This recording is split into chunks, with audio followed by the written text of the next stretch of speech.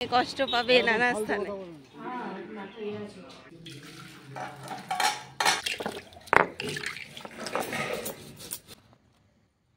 Good morning বন্ধুরা, welcome to our channel Arpita daily blog. আমি অর্পিতা, তোমাদের অর্পিতা আবার একটা ভিডিও নিয়ে হাজির হয়ে গেছি। তো বন্ধুরা, আজকে হচ্ছে রবিবার, আর আজকে আমি একজনকে নিমন্ত্রণ করেছি খেতে। তো কাকে নিমন্ত্রণ করেছি, কেন নিমন্ত্রণ করেছি, সেটা সম্পূর্ণ ভিডিওটা দেখতে পেলেই জানতে পারবে।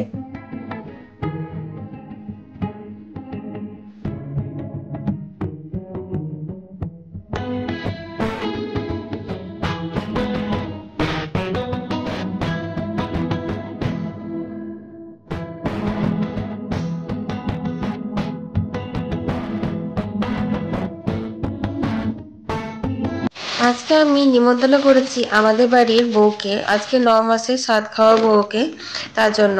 তো রান্না বান্না তো রয়েছে, সাথে এই যে পুর ভরা লঙ্কার আচার বানাতে বসেছি।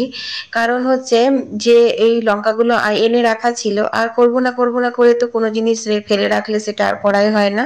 যাই হোক, রেসিপিটা শেয়ার করলাম না। এই আচারটা কিন্তু দারুণ মুখরোচক একটা আচার। তো আমি কালকের ভিডিওতে এই আচারের রেসিপিটা শেয়ার করে দিয়েছি, তোমরা যারা দেখোনি তারা দেখে নিও।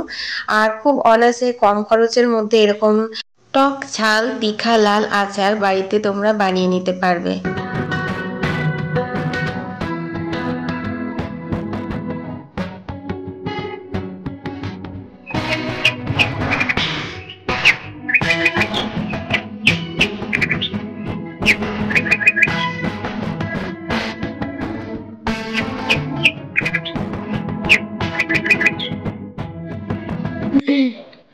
তো বন্ধুরা, এক সকাল তো গেল আচার বানাতে। আজকে লঙ্কার আচারটা দিলাম, কারণ আচার দেবো করে যদি না দিয়ে রেখে দিচ্ছি তাহলে আর দেওয়াই হচ্ছে না। আমলকির আচার দেবো ভেবেছিলাম, তো 2-3 দিন আনলো আমলকিটা, আজ দেবো কাল দেবো করে দেওয়া আর হলো না। তারপর অসুচ পড়ে গেল, অসুচে তো আচার দিতে নেই, তাই দিলাম না। তো শেষে কেটে নুন মাখিয়ে শুকিয়ে রেখে দিলাম।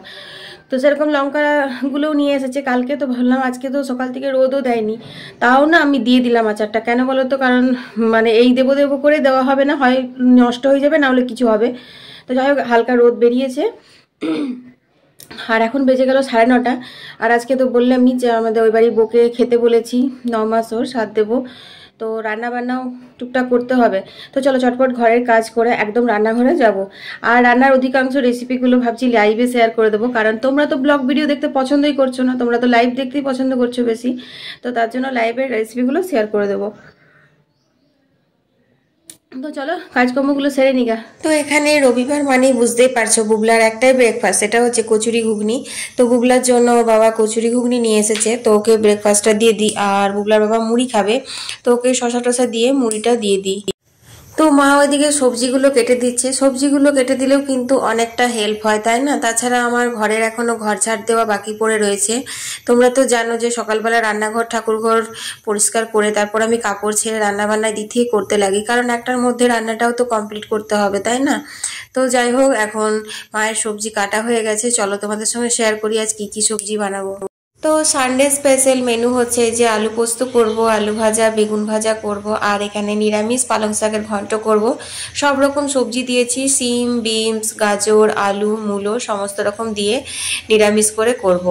আর আমিষের মধ্যে দেখি যে মাছ নিয়ে এসেছে, তো আমি একটু কম করে আনতে বলেছিলাম, মানে রবিবার এক সপ্তাহের মাছ নিয়ে আসে, আমি বলেছিলাম না অতটা এনো না, আজকের মতো আনবে। তো এখানে এই যে টাটকা রুই মাছ পেয়েছে, তো এই রুই মাছ নিয়ে এসেছে, এটা টক করব। আর এই যে চিকেন নিয়ে এসেছে, চিকেনটা কষা কষা করে করতে বলেছে, এটাই হবে। তো আমিষের মধ্যে ওগুলো হবে। তো চলো চটপট করে রান্নাটা বসিয়ে দিই, কারণ অনেকটা বেলা হয়ে গেছে। আর তার সাথে আমার ঘরের অনেকগুলো কাজ রয়েছে, ঘর ঝাড় দেওয়া এখনো পর্যন্ত হয়নি, মানে ঠাকুরঘর রান্নাঘর এগুলো পরিষ্কার করে কাপড় ছেড়ে আমি রান্নাটা করি রোজই। তো এই যে আলু ভাজা বেগুন ভাজাগুলো আমি নুন হলুদ মাখিয়ে রাখছি, কারণ ভাজা যখনই কিছু ভাজবার থাকবে তখন যদি আধ ঘন্টা আগে নুন হলুদটা মাখিয়ে রাখো তাহলে দেখবে ভাজাতে কিন্তু খুব কম তেল টানে। তো তার জন্যই চলো এগুলো নুন হলুদ মাখিয়ে দিলাম। আর আলু পোস্ত, আলু তো জানোই সেদ্ধ করে জল ঝরিয়ে দিই, তার জন্য এখানে সেদ্ধ করতে দিয়ে দিলাম। আর দুধটা বসিয়ে দেবো, তাহলে মোটামুটি এখন রান্নাঘরের কাজটা হয়ে থাকলো অনেকটাই। আর চটপট করে ততক্ষণে আমি যতটা পারবো কাজগুলো সব এগিয়ে রাখবো।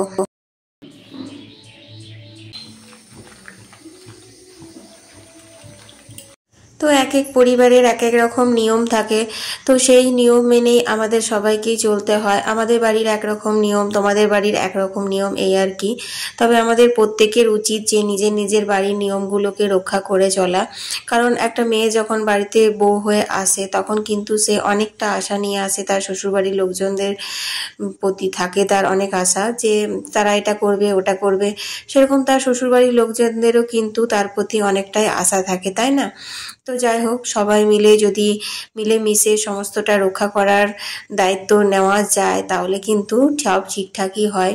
তো এরকম অনেক সময় হয় যে আমরা যে জিনিসটা পাই না সেই জিনিসটার আমাদের একটা না পাওয়ার ক্ষোভ রয়ে যায়, তখন সেটা আমরা যখন আগামী প্রজন্মকেও আসে তখন তার ওপর সেই শোধটা নিই যে আমি এটা পারিনি তো ও কেন পাবে, আমি এটা করিনি তো ও কেন করবে, এরকম। কিন্তু এটা একদমই করা উচিত নয়। স্পেশালি আমি কিন্তু এই জিনিসটা একদম মানি না।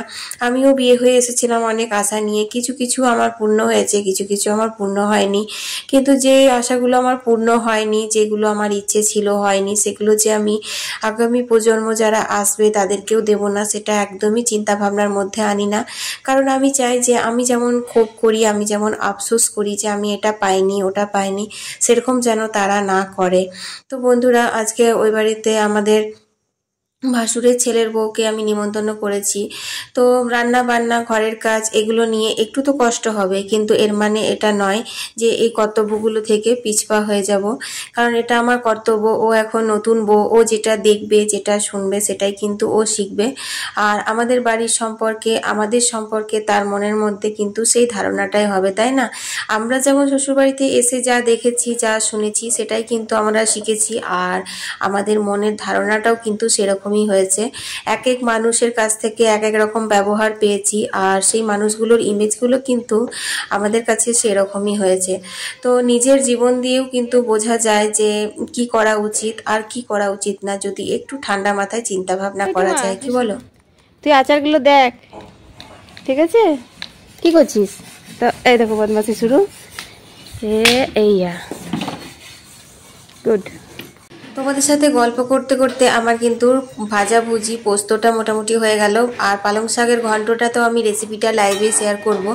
তো পোস্তটা করতে করতে আমার মা ফোন করেছিল, অনেকদিন পর মায়ের সাথে একটু কথা হলো, ভালো লাগলো। তো চলো এবার চটপট করে বাকি রান্নাগুলো সেরে নেবো। আর দেখো এখানে এই যে কলের জল চলে এসেছে, তোমরা তো জানো কলের জল নেওয়াটা আমার একটা বিশাল বড় কাজ। তো আগে জলটা নিয়ে নিই, তারপর আবার রান্নাঘরে।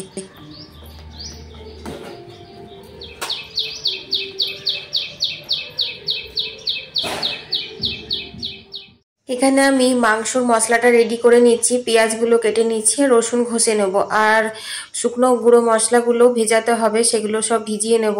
তো আজকের দিনটা না খুব ঝরঝরেভাবে শুরু হয়েছিল, বেশ সকাল সকাল একটু মেঘলা মেঘলা ওয়েদার ছিল বটে, কিন্তু তারপরে এত সুন্দর পাখি ডাকছিল, এত সুন্দর মিষ্টি মিষ্টি হাওয়া দিচ্ছিল, আমার খুব ভালো লাগছিল।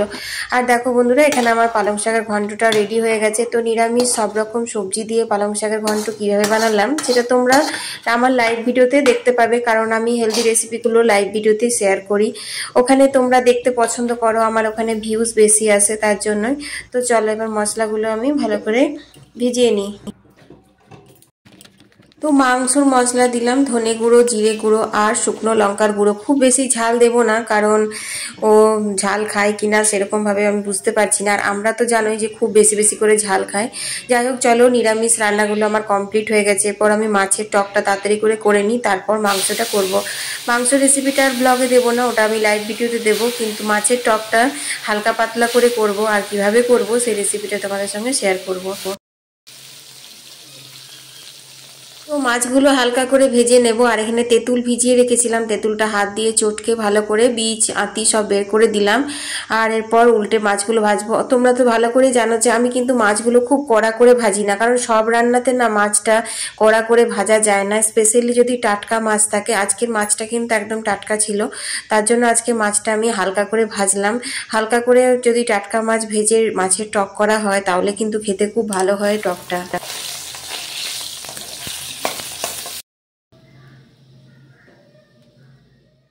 তো তো মাছগুলো ভেজে মাছের তেলে 5 ফোড়ন আর কাঁচা লঙ্কা দিয়ে দিলাম, এতে খুব সুন্দর গন্ধ বেরোয়। তারপর দিয়ে দিলাম তেঁতুলগুলো জলটা। এদিকে সর্ষে বেটে রেখেছিলাম, কালো সর্ষে, তো সেই কালো সর্ষের মধ্যে আমি আর একটু তেঁতুলগুলো জল দিয়ে দিলাম, কারণ সর্ষেটা ছেঁকে দেবো। সর্ষেটা যদি এইভাবে ছেঁকে দেওয়া হয় তাহলে কিন্তু পেটে ব্যথা বা গ্যাস অম্বল হওয়ার একদমই ভয় থাকে না। তো দেখতেই পাচ্ছ আমি এইভাবে তবুও খুব মিহি করে বেটেছিলাম, যাই হোক একটু খোসাগুলো তলে পড়ে থাকলো।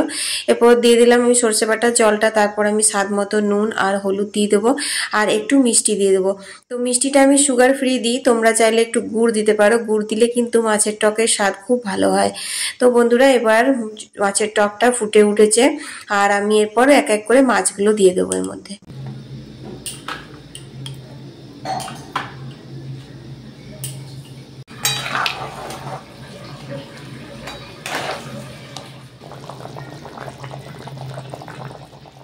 তো মাছের টক রেডি হয়ে গেল, চলো মাছের টকটা নামিয়ে নিই। বন্ধুরা এইভাবে তোমরা টাটকা মাছের টক করে একবার খেয়েও দেখবে, কত ভালো লাগবে খেতে, যদি নুন ঝাল মিষ্টিটা সমান পরিমাণে দিতে পারো তাহলে।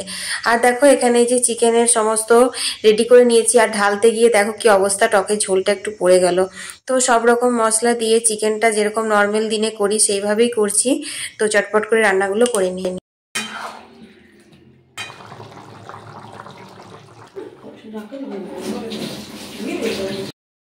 তো 1:30 বাজছে, রান্না হয়ে গেল, ওরা এখনো আসেনি। তো চটপট করে আমি স্নানটা করে আসি।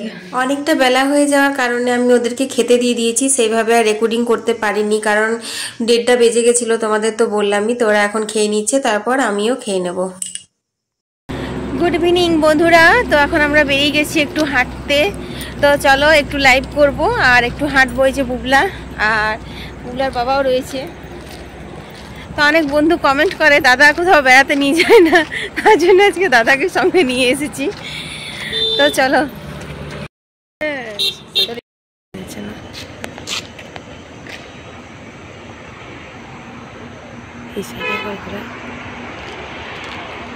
কত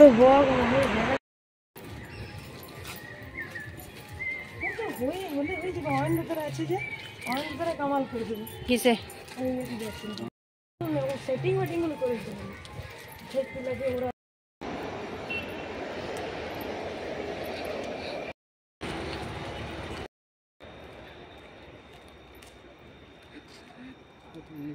কষ্ট পাবে নানা স্থানে। তো আমরা ঘোরাফেরা করে চলে এলাম। তো বন্ধুরা যে জিনিসগুলো কেনবার জন্য গেছিলাম সেগুলো তো একটাও পাওয়া গেল না, আর পুরো হাঁটলাম অনেকক্ষণ, চলে এসেছি। এখন বাজছে 7:30, আমরা 7টাতেই চলে এসেছি। তারপর একটু চাটা করে খেলাম, একটু লাইভ করলাম, তারপর ভাবলাম একটু আবার তোমাদের সাথে কথা বলি। রাতে দিনের সব রান্না রয়ে গেছে, চিকেন টিকেন অনেকটা বেশি করে করেছিলাম, দেখলেই তো।